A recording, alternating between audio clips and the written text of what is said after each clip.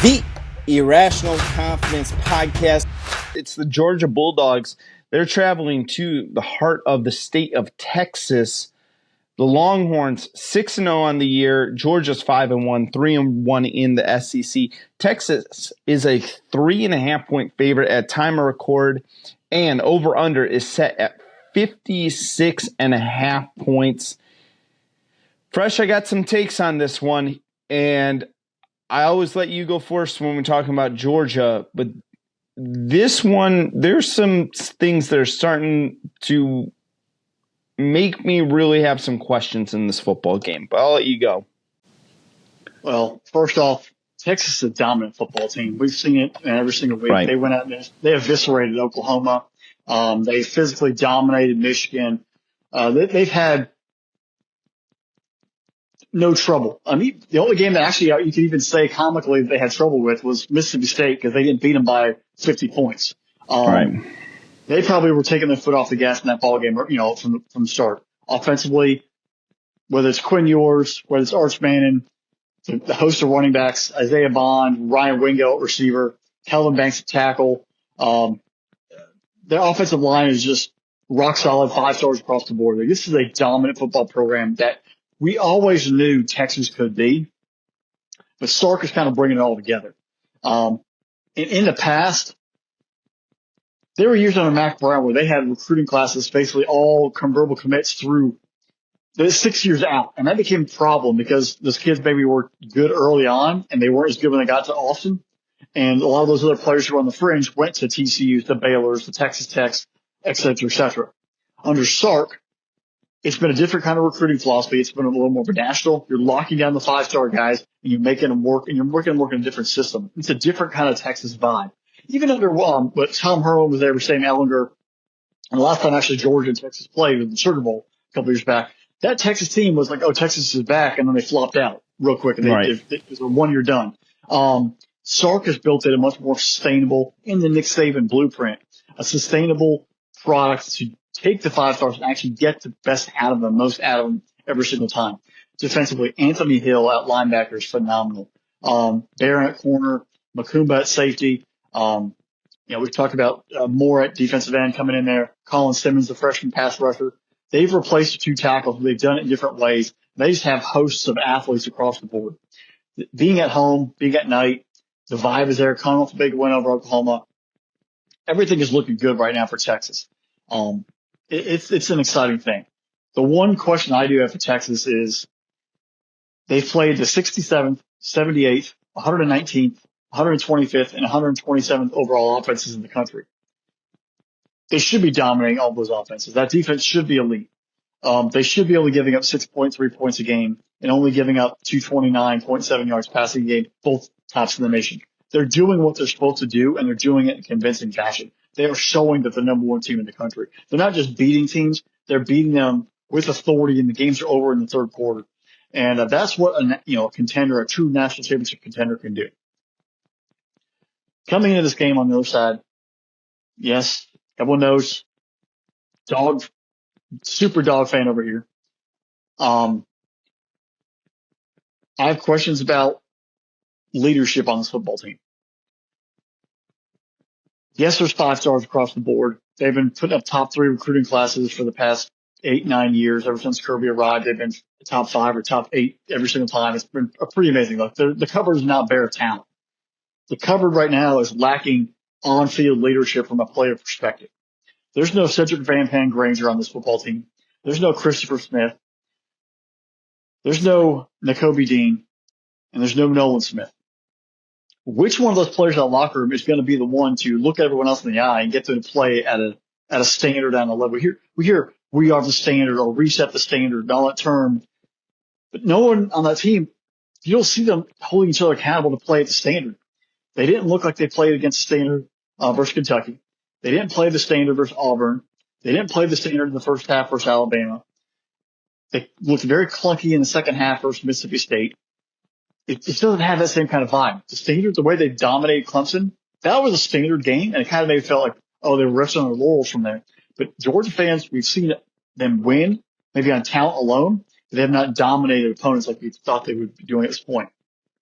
Whether it's Carson Beck throwing interceptions in the red zone, whether it's offensive line issues, whether they can't open the running game consistently, they've done a little bit lately, or dealing with injuries to the offensive line, looking for who's to be the true, receiver. Obviously, one's been suspended indefinitely, rightfully so. The other one completely kicked off the team, rightfully so. Both great decisions, and I truly applaud that for getting the people out of the program.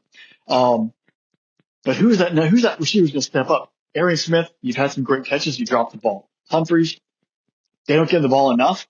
Dylan Bell, solid receiver, don't get the ball enough. Like, who's going to take that job and run with it? Etienne and Frazier, running back, they both have shown a lot of flashes, but haven't got the consistency. Who's going to get that team to play at a high level every single snap? Like, we haven't got that point yet this season. First couple of weeks of the year, you're kind of like, it's early. They're feeling themselves out. We're mid to late October now. You've got to figure it out. Where's that going to come in? This is a big game.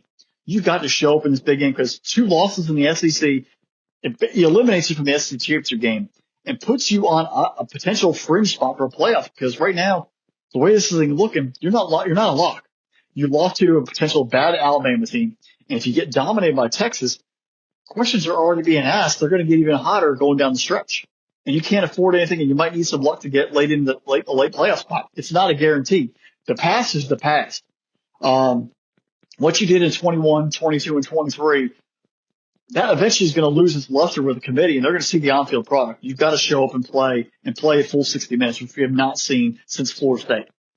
They've got to come in and ready to play. Defensive line has actually been okay. They just no one can tackle them with defense. Cornerbacks, Dalen Everett, you've had some successes in your career. You've had a lot of glaring mistakes. You keep coming out there and you keep playing, but are you truly the answer at corner? Julian Humphrey, you made some great plays. You made some definitely, some errors. It's a development thing. When are you ready? Ellis Robinson, is it time to get him in there and play him at corner? He showed some flashes on Saturday. Maybe he needs to get more of a rotation. Who's going to step up at this cornerback spots and take over? We're seeing more from Bolden at safety. Dan Jackson's there. Malachi Starks, you have not played at a high level. We got to see more from Malachi this week. This team is it's lacking the juice. We've seen some late hits on the quarterback the past couple weeks, penalties letting the team extend drives. Where's that vision? Where's that collective discipline from the defense? Play in and play out, week in and week out. Not just 2 or 3 plays here, not 2 or 3 plays there, consistently across the board. That's what the team right now is lacking. Is it the departure of Fran Brown becoming head coach of Syracuse? Is it Will Muschamp no longer technically being on-field staff and being an advisor and being at his son's games up at Vanderbilt? Is that presence on the sideline not there, not helping our players? Are someone waiting for someone else to be a leader from a player perspective on the team? Where's this coming from? Because right now, Mike Bowe and the offense, they're still scheming stuff up. They're still putting points on the board. But yet, they're 197 yards of drop passes technically on the season so far. Guys aren't catching the football. Beck's putting it on people's shoulders. Beck's made some bad decisions, yeah, but guys still got to catch the football. It's just the lack of focus across this football team. Maybe the pressure's been there and they're not ready for it. Maybe there's some young guys who aren't ready to step up. But there's just something hovering over this program right now that the talent is there. We saw it in the second half versus Alabama. We saw it versus Clemson. When are they going to put it all together and show up? Maybe this game where people are sort of giving them zero chance is a good rallying point. To put it, it's like, you know what? We got nothing to lose. We can go into Austin. We just got to show up and play. The pressure's not on us. The pressure at Alabama, going in there with Kalen DeBoer, not Nick Saban, not beating Alabama, potentially being the better team, like that was a lot of pressure on the Dogs. Maybe some of the young guys weren't ready for it right off the bat and they got hit in the mouth with all the lights and the glitz and the glamour. This is the game that matters because if you lose, your season could technically, for all intents and purposes, be over. You've got to be able to lock it in and go get it done. If you play a full 60-minute game and lose by 3 or 4 points, but you show complete effort, that might actually resonate in the committee's mind as a very good football team because you are obviously playing the best team in the country. If you come out and get blown out by Texas, you're going to be written off because if Tennessee loses, you're not really making up much ground by beating the Tennessee team. Ole Miss is on the schedule. Ole Miss ain't looked that good. You ain't going to make up ground by beating Ole Miss. Like, the chances to beat good football teams are very minimal going forward if you don't take advantage of Texas. In the end, I think Kirby Smart rallies the troops. I'm going to sound like a dog homer, but I think Georgia wins 34-30. in a late drive to win the ball game. It's going to go back and forth all night. Obviously, I could see Texas winning in multiple situations, but I'm a dog fan. I'm not going to pick against the Dogs in my entire life. They win 34-30 in a very, very tight back and forth battle. To save basically season, save the trajectory of the program right now, because there's obviously been some things off the field and some things right now with the way it's going on the field that have got people asking a lot of questions, and you need something to sort of stabilize and halt the energy that's going the opposite direction. Dogs survive, get the W, move forward, but Texas and them put up a classic battle. Fresh, this game is a monumental game for the entire scope of the SEC. Alabama has been sitting on the throne for the entire time of Nick Saban's career. Now, Georgia did a great job of we were seeing the tail end of Nick Saban's career, and Georgia wanted to, take over, and they become the flag bearer of the SEC, especially with Nick Saban going. This could be a game, especially with Texas making the playoffs last year and now winning in dominant fashion. The schedule is the schedule. They played who they played. But if Texas goes in and boat races Georgia, is it at that point where the throne is kind of skipping Georgia? Because the media hype, and it's going to be a twofold thing. It's not just the put the play on the field. It's going to be the fact that Texas gets this unbelievable level of media hype. The level of media hype Texas gets is the same almost to the Dallas Cowboys and the New York Yankees. Okay? It's a crazy amount in this part. There's a insane amount of pressure on both of these squads, on both of these teams, because if Georgia loses this football game, all of a sudden, those voices and those questions are going to get louder and louder and louder. Again, I don't blame Kirby Smart for all of the off-field shenanigans that are going on there at Georgia, because a lot of those things are happening. These are, again, we talk about them being 18, 19, 20-year-old kids, 21, 22, depending on if they have their COVID year still. You are still a man and responsible for your own actions. College football coaches like to be in control. They like to do those things. But you are a man and you are responsible for your own actions. Whatever you do outside that. Georgia's got to man up.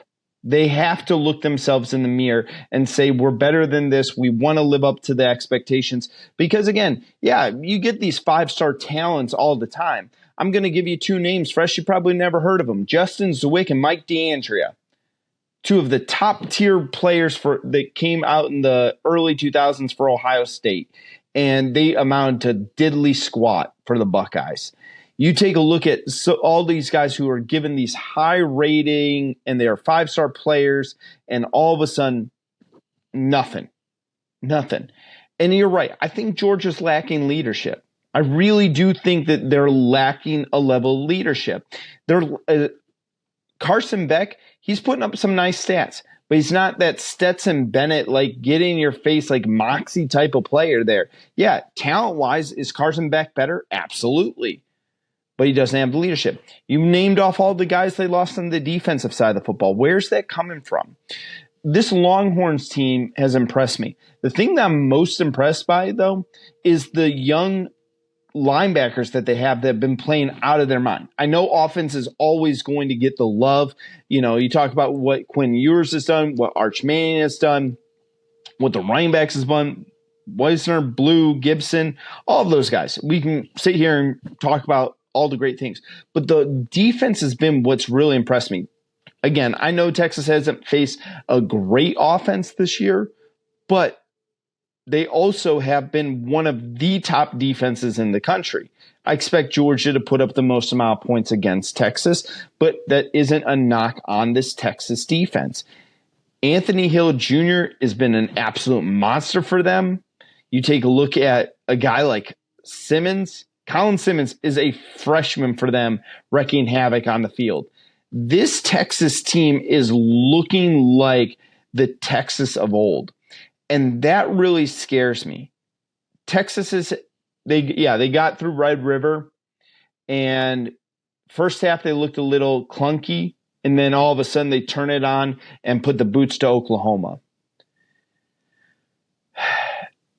I think Texas is locked in. I think Texas is really focused in this football game. And I think that they have the stars. And you take a look at what it means for Texas, then what I always view as the national anthem of Texas is the stars at night are big and bright, deep in the heart of Texas. You take a look at the stars are going to come to play here fresh. And I was thinking about this more and more. I get the feeling that this is going to be a big time Longhorns W. I think that it may. I'm worried because I know that they have the talent. I know Georgia has the talent to compete with Texas. I know that they can match up with them. It's just exactly like you said. It's that cloud that's hanging over the program that makes me concerned.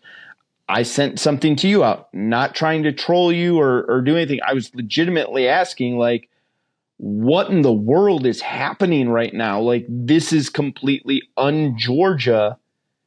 And we had a good conversation off air.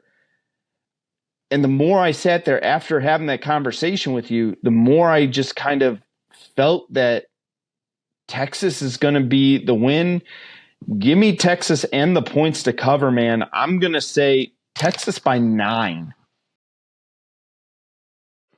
I mean, look, Texas is loaded. They have veteran quarterback play. They got a coach. The Dogs are going to have to play 4 quarters of truly focused, disciplined football. It's kind of they got to band together, batten down the hatches kind of thing. Because they're talent. 2 losses, you might see kids sort of just making business decisions, which you never want to say it's good, but you're already past Right. the transfer portal kind of sit out redshirt thing. But you start seeing guys make decisions because the playoffs is no longer there. Now this is also in the past, publicly they weren't getting money. The NIL didn't exist. Maybe guys were getting paid on the side. Who knows? Bag of cash here, bag of cash there. But now, if you're getting that massive NIL deal, you are expected to show up on game day. You are basically Right. a professional athlete. And that's where, the stats are great. Carson Beck, where's the little fire? Where's that competitive fire? You have the Lambo out there. You have the great TikTok girlfriend, beautiful and all that. You're probably going to get drafted by the Raiders or the Giants. Good luck. You got to show up on Saturday if you want to get really truly paid. This is a business decision for you from that perspective. You and all those guys, scouts are going to be in the building. They'll remember what happened at the Georgia Texas game. And you made a lot of people, you pressed a lot of people late by the comeback versus Alabama, but you still need that full 60 minutes versus the top tier team. The Stetson Bennett years, they aren't looking at that Georgia team anymore. That back-to-back titles, they might as well have been 10 years ago. They're looking at the 24 version right now. Right. You blew your chance in 23 by losing to Alabama in the SEC championship game. You can't go back and have the committee give you the benefit of the doubt. You have to play here and play now. And it's a test. Are you able to rise up? NFL scouts are going to watch. But if you come into this football game and show up and play your tail off and give it a full 60 minutes, win, lose, or draw. But if you come out there and show effort and compete and you make it a brawl, they're going to remember you're a fighter. The committee is going to remember you're a fighter for a potential playoff spot down the road. If you come out there and lay another first half duck like you did versus Alabama, they're going to remember, all right, well, the slow start Dogs, here they are. They're a 2-quarter football team. I would hate to see that. I don't want to see. I think things better than that. But this is a mental thing. This is a being ready to go. And